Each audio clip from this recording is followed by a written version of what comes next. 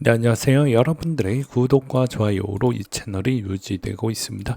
네, 영상 속도는 1.5배를 추천드리고요. 항상 구독자님, 멤버십 회원님들에게 감사하다라고 말씀을 드리면서, 자, 이번 내용은 6월달 분위기 따른 추이에 관련된 설명을 좀 준비를 해보았습니다. 같이 한번 보도록 하시죠. 이번에 이제 비트코인에 따른 추이는 단기적으로 이제 피델리티와 나머지 아크 인베스트에 따른 물량적 추이가 상당히 중요하다라고도 말씀을 드리기도 했습니다. 이번 이제 5월달 마무리가 되고 이제 6월달로 넘어가는 요 시점에서 여기에서 횡보만 해준다라고 하더라도 크게 나쁠 부분은 별로 없고, 횡보에 따른 추이는 여전히 알트코인에 엄청난 수혜를 가져다 줄 수 있는 파급력을 가지고 있다라고도 말씀을 드리기도 했었죠. 그 이유도 뒷받침 근거가 계속해서 도미너스가 천천히 빠져주고 있는 모습을 볼 수가 있기 때문입니다. 그렇기 때문에 현 시점 대비해서도 여전히 비트코인이 이 시점에 좀 쉬어갈 때 분명히 이더리움이 좀 더 달려주든지 그런 패턴으로 갈 확률이 매우 높고요. 이더리움이 달려주지 못한다고 하더라도 이더리움 기반에 있는 코인들이 좀 많은 강세를 보여주고 있기 때문에 그런 기대 심리를 잘 이용을 해서 투자를 하시면 아마 좋은 성과가 나오지 않을까 싶습니다. 현재로서는 이제 민코인에 따른 인기도 추이 대비보다는 오히려 이제 레이어 1이나 레이어 2에 있는 코인들이 좀 더 강세를 보여주고 있는 시점을 볼 수가 있습니다. 그래서 상위권은 항상 이더리움과 이더리움에 관련되어져 있는 코인들이 생각보다 강세를 많이 보여주고 있고, 추세 기반에서도 여전히 죽지 않고 계속 좋은 모습을 보여주고 있는 형태를 볼 수가 있기 때문에 앞으로도 6월달까지는 계속해서 이런 분위기를 가져가지 않을까라고 생각이 들고 있고요. 그 다음으로 이제 추가적으로 또 뭐 몇 가지를 설명을 드린다고 하면, 이번에 조 루빈 이더리움 판의 스트래티지에 시동이 걸린 것 같다. 이제 이 컨센시스의 창립자이자 마이크로 스트래티지의 비트코인을 했던 걸 이더로 그대로 실행을 하겠다라고 이야기가 나왔는데요. 그러면 아마도 제가 보아도 이게 만약에 시작이 된다고 하면 여기에서 이게 마무리가 되는 게 아니고, 아마 비슷한 형태에 있는 타입의 또 그런 회사들이 주구장창 많이 생기지 않을까라고 저는 생각을 하고 있는 바가 될 것 같습니다. 그렇게 된다고 하면 아무래도 이제 이더리움 판의 이제 스트래티지가 같은 그런 회사들이 분명히 많이 나올 것으로 저는 보고 있기 때문에, 아무래도 이더의 불안 요소는 존재하지만 그 불안 요소들도 그들도 멍청하게 이제 황금알을 낳는 배를 가르지는 않겠죠. 그렇기 때문에 아마도 이런 분위기가 확산이 되고 이런 이제 추정된 기업들이 더 많이 늘어날 수 있을 가능성은 충분히 보고 있는 실정입니다. 왜냐면 어차피 이더리움 기반에서에 따른 스테이블코인 발행 비중은 조금 적어지긴 했지만, RWA 기반으로 본다라고 하면 아마도 이더리움 기반을 좀 더 많이 쓸 수밖에 없는 환경적 요인이 있기 때문에 이런 회사들이 좀 많이 있을 것 같다라고 생각을 합니다. 그러면 아마도 이제 기존에 있었던 디플레이에 따른 그런 기간적 추이도 좀 더 많이 오래 동안 유지가 될 수 있는 가능성도 존재를 하기 때문에 나쁘진 않을 것 같다. 한편으로는 또 이렇게도 또 볼 수 있습니다. 오히려 차라리 이런 비슷한 회사에다가 직투를 하는 것도 나쁘지 않는다 라고도 말씀을 드릴 수가 있겠죠.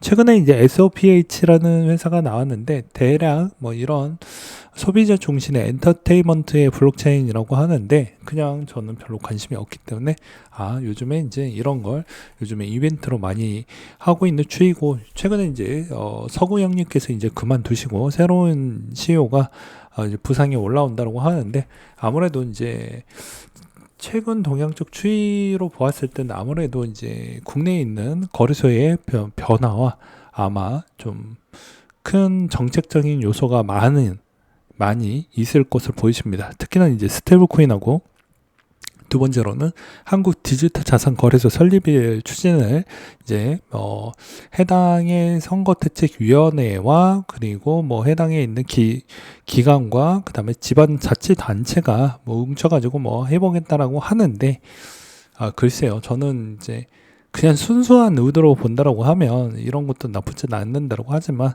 이게 좀 더럽혀졌었을 때에 따른 역효과는 여러분들에 따른 그런 피해가 분명히 있을 수 있는 가능성이 열려져 있기 때문에 저는 좀 한편으로는 조심스럽다, 우려스럽다, 이렇게 저는 좀 표현하고 싶습니다. 그리고 블랙록이 이번에 서클의 IPO 주식의 10% 매입할 계획을 갖고 있다고 하니까 이 점도 어찌 보면 뭐 오히려 이제 조정이 나온다라고 하더라도, 아니면 시즌 아웃이 된다라고 하더라도 생각보다 하방에 있는 추이는 과거 대비보다는 좀 많이 축소가 되지 않을까라고 저도 생각을 하고 있고요. 그 다음에 미래에셋도 마찬가지로 전남 별도 법인을 설립을 추진하겠다라고 했기 때문에 아마 이제 내년 정도 때부터는 뭔가 많은 변화가 이루어지지 않을까라고 저는 보고 있는 실정입니다. 그리고 요즘에 이제 BNB에 따른 플랫폼도 좀 많은 개선을 가져가고 있기 때문에 요거 좀 전체적인 시장 분위기에 나쁘지 않은 효과다라고 저는 생각을 하고 있고요. 그리고 통상 이제 6월 달에 있는 분위기 추이를 보았을 때도 여전히 별로 나쁘진 않았습니다.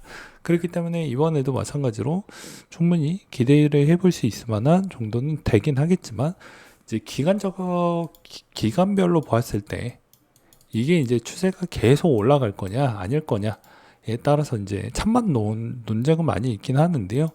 저는 이제 이 친구에 따른 생각도 저는 비슷하다고 보는 시점입니다.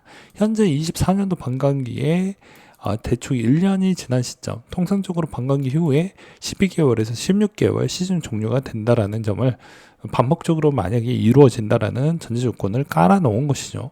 그러면 이번에도 마찬가지로 이제 쌍봉을 찍고 난 뒤에 이 친구는 아무래도 요때도 이제 비슷하게 쌍봉이 한 번 더 나오는 경향과 21년도와 유사한 형태가 나오지 않겠냐 하는 내용에 저도 어느 정도는 공감을 하는 바입니다. 무슨 말이냐면 쌍봉이 나오고 여기서 끝날 수도 있지만 만약에 추가적으로 여기서 좀 더, 그래서 제가 매번 이야기를 했지만 5월과 6월달 시장 와야 된다라고 이야기를 했어요. 조정은 좀 작고 웬만하면 여기서 좀 더 템포를 죽이지 않고 더 많이 여기서도 더 한 번 더 많이 뽑아야 좀 더 저런 이야기가 나오지 않지 않을까라고 볼 수가 있는 것입니다.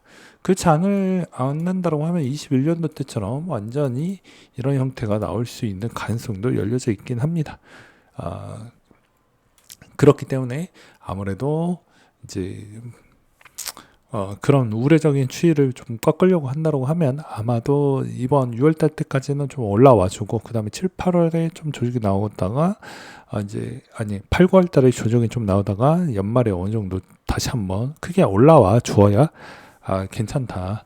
만약에 그렇지 않는 형태가 나와준다라고 하면 아무래도 이제 맥대에서 대충 이제 눈치껏 좀 볼 수 있는 구간이라고 저는 생각을 합니다. 왜 그러냐면 맥대 같은 경우도 대부분 한번 닿기 시작을 하면요 계속 닿으려고 하고 맥대가 점점점 산이 내려갑니다. 다이버전스라고 이야기를 하죠.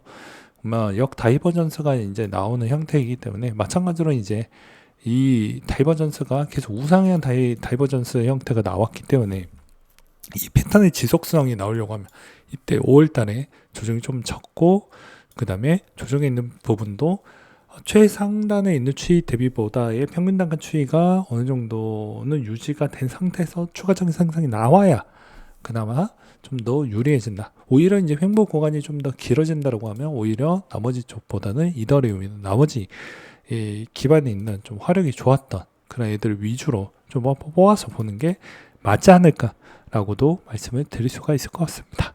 네. 그래서 뭐 흐름으로 본다라고 하면 여전히 뭐 이것저것 다 떼고 본다라고 하더라도 지수가 좋아야 비트도 어느 정도 버틴다라는 전제 조건을 일단 깔아 두시고요. 그 다음에 나홀로 만약에 강세를 보여줄 수 있을 만한 무언가의 트리거가 좀 필요하다라고 저는 보고 있습니다. 그래야 뭐 지수 따라 간다라는 정도는 어느 정도 영향력을 갖추겠지만, 나홀로에 있는 그런 필살기 있는 자료가 돛단적으로 하반기 추이나 좀 강하게 나와주어야 못해도 좀 흐름이 이쪽 방향으로 좀 땡겨올 수가 있다는 거죠. 지수에서 계속 떠도는 것보다 나의 색깔을 찾아가는 그런 크립토 시장이 나와야 그나마 조금은 조정이 받을 때도 나홀로 좀 조정해 왔고 올라갈 때도 나홀로 올라가는 게 좀 더 이상적이다. 오히려 같이 올라가고 같이 빠지고 이런 형태는 좀 아니라고 생각을 하는 바가 될 것 같습니다. 왜 그러냐면 나중에 그렇게 될 경우에는 올라갈 수 있을 만한 타이밍 때 못 올라가거나 또는 올라갈 때 시장에 있는 돈이 나머지 지수 쪽으로 다 뺏기는 경향성이 나올 수도 있기 때문에 제가 이런 주장을 한다라고 보시면 될 것 같습니다. 네, 오늘 내용 여기까지 준비를 했고 이상으로 마치도록 하겠습니다.